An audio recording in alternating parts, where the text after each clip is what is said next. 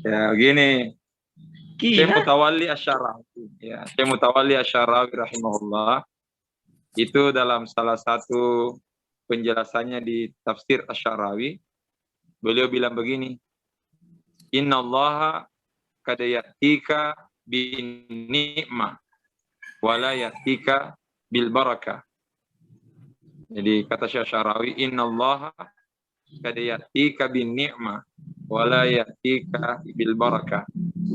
Sesungguhnya Allah bisa jadi memberikan nikmat kepadamu, tapi tidak memberikan berkah kepadamu.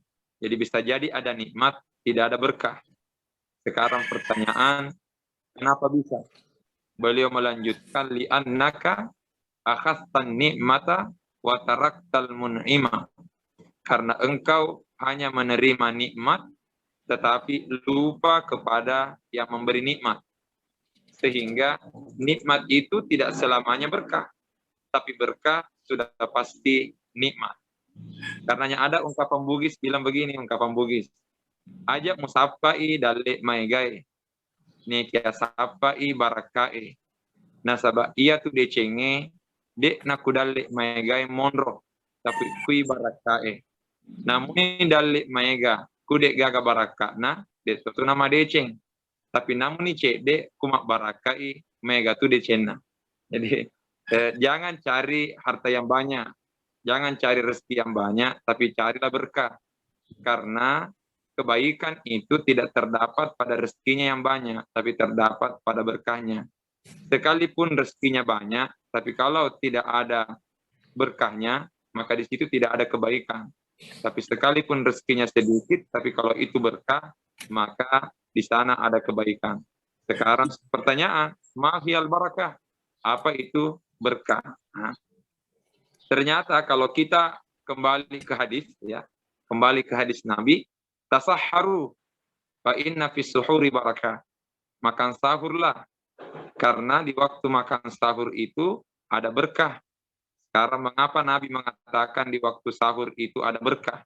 Mengapa bukan di waktu buka, mengapa bukan di waktu sarapan atau makan malam?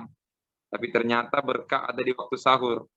Karena logikanya begini, orang sahur rata-rata makannya sedikit.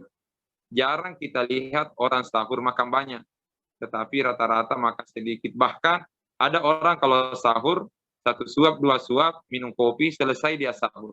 Tapi sedikit memang dimakan di waktu sahur, tapi ternyata mampu membuat dia bertahan berpuasa sampai maghrib. Tapi coba bandingkan kalau kita sarapan pagi.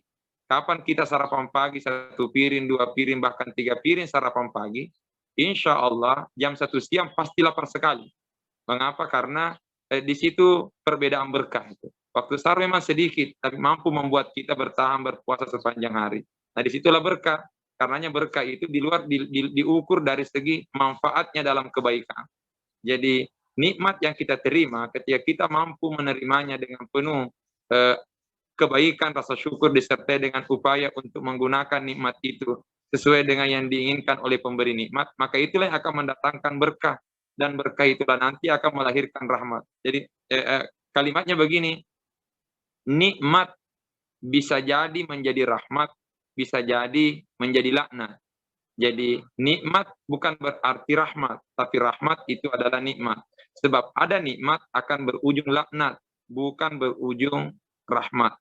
Tergantung sikap kita menerima nikmat dari Tuhan. Ketika kita mampu menerimanya sesuai dengan petunjuk Tuhan, kita gunakan nikmat itu sesuai dengan petunjuk yang memberi nikmat, maka itu adalah nikmat yang berberkah sekaligus mendatangkan rahmat.